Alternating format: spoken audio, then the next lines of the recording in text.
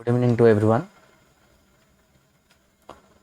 We are going to discuss about a most important chapter of our Indian history, that is the Battle of Plassey. Before we are going to discuss about the Battle of Plassey, first of all we know why the Battle of Plassey situation was originated.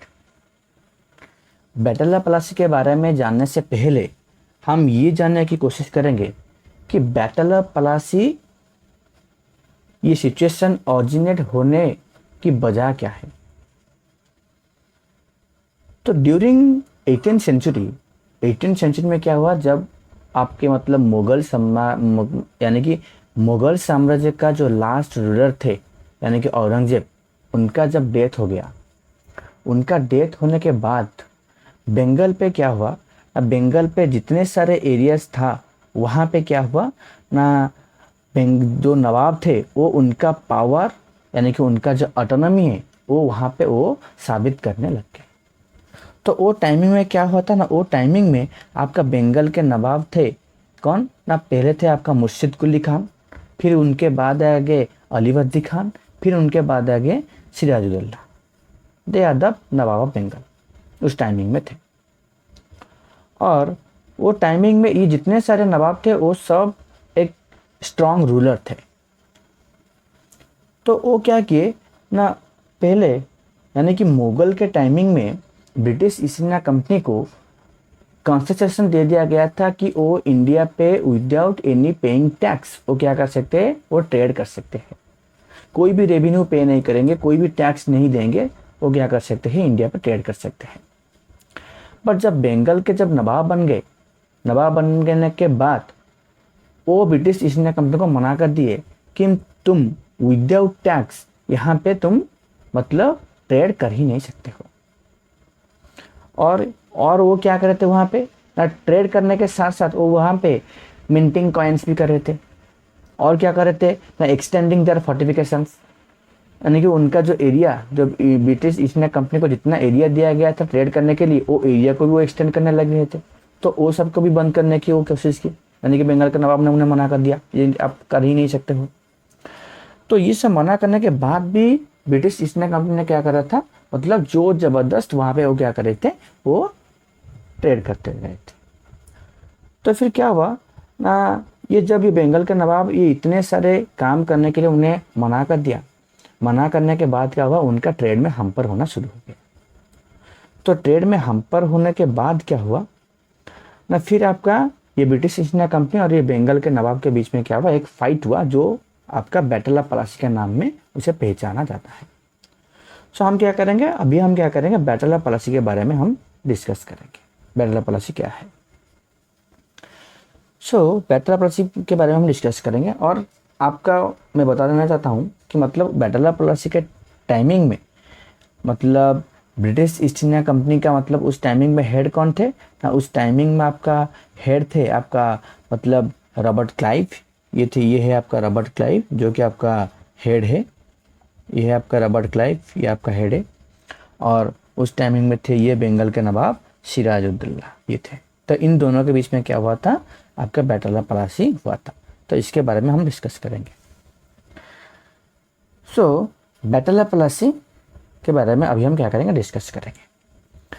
So the battle of Plassey मतलब fast point क्या है ना, the battle of Plassey fought between the East India company force headed by Robert Clive and Sirajuddaula the nawab of Bengal.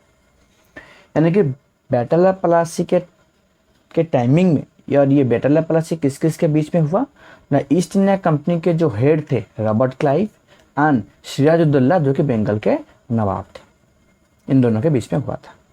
और ये कब हुआ ना, जब आपका अलीवर्दी खान बंगाल के नवाब थे और उनका डेथ हो गया 1756 में।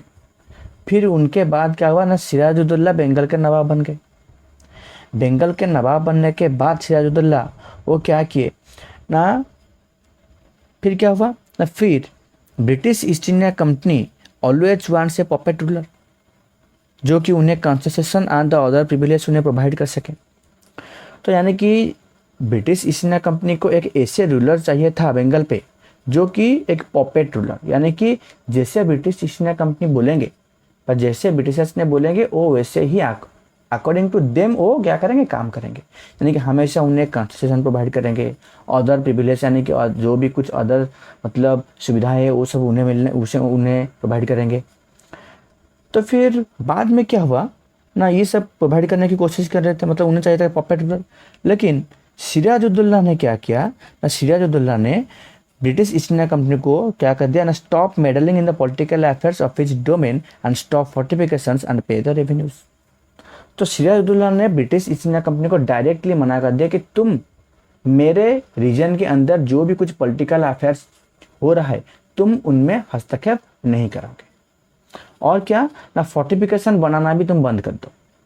जितने ज़्यादा तुम एक्सटेंड करो आपका फोर्टिफिकेशंस बनाना, यानी कि आपका जितने एरिया दिया गया था ट्रेड करने के लिए, धीरे धीरे आपका ट्रेडिंग एरिया मतलब आपका बढ़ते ही जा रहा है, तो आप उसे बंद कर दो। और क्या, ट्रेड करना है तो आपको रेवेन्यू पे करने पड़ेगा, यानी कि पे द रेवेन्यूज। ओके, तो क्या हुआ ना, इतने बार बार ये बात ब्रिटिश ईस्ट इंडिया कंपनी को सिराजुद्दौला ने बोलने के बाद भी ब्रिटिश ईस्ट इंडिया कंपनी उनके बात सुन ही नहीं रहे थे। तो एक बार क्या हुआ ना, आपका मतलब नवाब 30,000 सोल्जर्स के साथ क्या हुआ ना, British East India company factory जो कि कहाँ पे था ना, जो कि था आपका कासिम बाजार पे, उसे कैप्चर करने की कोशिश की और उसे कैप्चर भी कर लिए। कैप्चर करने के साथ साथ वो क्या किया ना, वहाँ पे जो भी कुछ वेयर हाउस था उसे लॉक्ड कर दिए। फिर उसमें मतलब वहाँ पे जितने सारे इंग्लिश मैन थे उन सबको डिसआर्म्ड कर दिया गया। फिर और जितने सारे ब्रिटिशर्स का इंग्लिश सीट था उन सबको भी क्या कर दिया गया ना, ब्लॉक कर दिया गया। फिर क्या हुआ ना, वो जो कासिम बाजार में English east India company factory को कैप्चर करने के बाद क्या हुआ ना, सिराजुद्दौला उनके सोल्जर्स के साथ कलकत्ता की तरफ मार्च करने लग गए। क्योंकि कलकत्ता में भी ब्रिटिश ईस्ट इंडिया कंपनी का एक अदर कंपनी था, तो वहाँ पे जाके उसे भी कब्जा करने की कोशिश कर रहे थे। सिराजुद्दौला ने कोशिश की कि मैं कासिम बाजार में तो ब्रिटिश इंडिया कंपनी का एक कंपनी को मैं कब्जा कर लिया, तो मैं अभी कलकत्ता में जाके कलकत्ता में जो ब्रिटिश ईस्ट इंडिया कंपनी है मैं उन्हें उसे भी कब्जा कर लूँगा। लेकिन ये बात जब मतलब कमांड रॉबर्ट क्लाइव के पास पहुँच गया, मतलब जब ये ऑफिशियल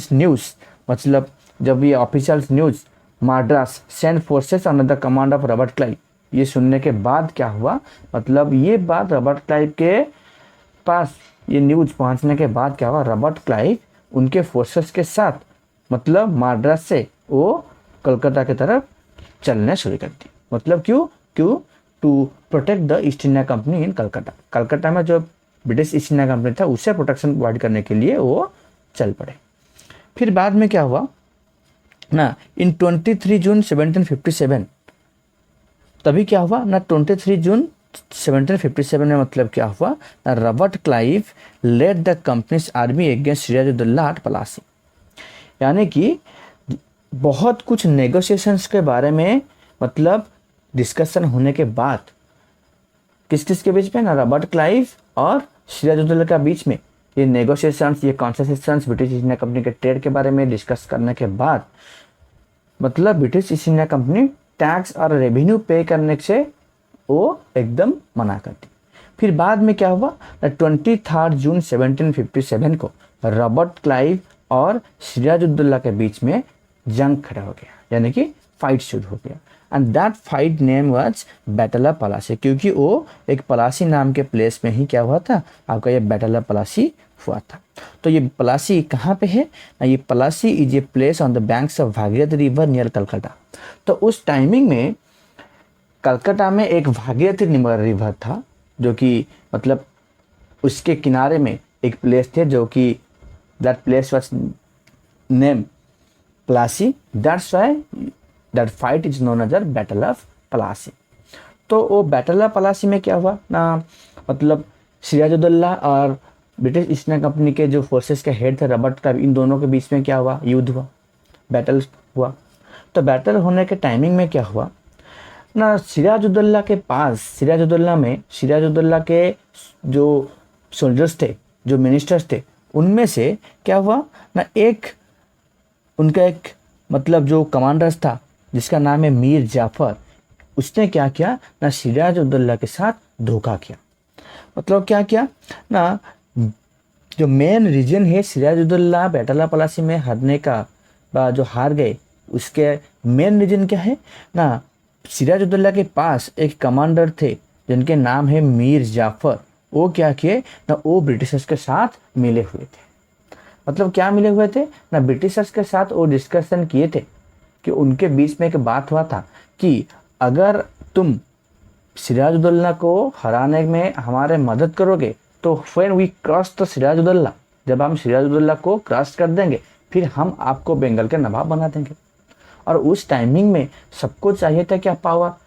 तो ये जो बात मीर जाफर और ब्रिटिशर्स के बीच में हुआ था, तो इसका फ़ायदा उठाने के लिए क्या किया ना, मीर जाफर के पास जो एक सोल्जर्स का जो एक पार्ट ऑफ आर्मी थे, तो वो उनके साथ ब्रिटिशर्स के साथ बिल्कुल भी वो युद्ध नहीं किए। तो युद्ध नहीं करने के बाद क्या हुआ ना, सिराजुद्दौला के साथ जितने सारे फोर्सेस थे उन सबके साथ फाइट करने के बाद सिराजुद्दौला ने क्या हुआ ना, सिराजुद्दौला ने हार मान ली, यानी कि रॉबर्ट क्लाइव ने सिराजुद्दौला को हरा ही दिए। तो हराने के बाद क्या हुआ ना, हराने के बाद क्या हुआ ना, रॉबर्ट क्लाइव जो प्रॉमिसिंग किए थे, मतलब क्या करने के लिए, सिराजुद्दौला को क्रॉसिंग करने के बाद मीर जाफर को क्या करेंगे, मतलब बंगाल के नवाब बना देंगे। तो उसके बाद वो क्या हुआ, बंगाल के नवाब मीर जाफर को बना ही दिए। फिर क्या हुआ ना, ये फाइट इतना इंपॉर्टेंट क्यों है, क्योंकि this war was the first major victory of the company own in India. India पे ब्रिटिश ईस्ट इंडिया कंपनी जितने सारे मतलब जो भी कुछ वो काम किया है, सबसे फास्ट मेजर विक्ट्री है ये बैटल ऑफ प्लासी। ये बैटल ऑफ प्लासी है क्या, मतलब ब्रिटिश ईस्ट इंडिया कंपनी का सबसे पहला बैटल और जो एक मेजर विक्ट्री जो कि वो हासिल किया था मतलब बंगाल पे। और उसके बाद क्या हुआ, ब्रिटिश ईस्ट इंडिया कंपनी आए थे ट्रेड करने के लिए, लेकिन वो ट्रेड टू टेरिटोरी में कन्वर्ट हो गए, यानी कि ट्रेड करने के साथ साथ हमारे इंडिया पे वो एरिया को भी कब्जा करने लग गए, क्योंकि उन्हें चाहिए था क्या ना, वो जितने ज़्यादा एरिया को वो उनके कब्जे में लाएंगे और उनका फोर्टिफिकेशन एक्सटेंड करेंगे और ट्रेड करेंगे, लेकिन बंगाल को यानी कि बंगाल के नवाब को वो कुछ भी पे नहीं करेंगे, यानी कि कोई टैक्स कोई भी रेवेन्यू वो पे नहीं करेंगे।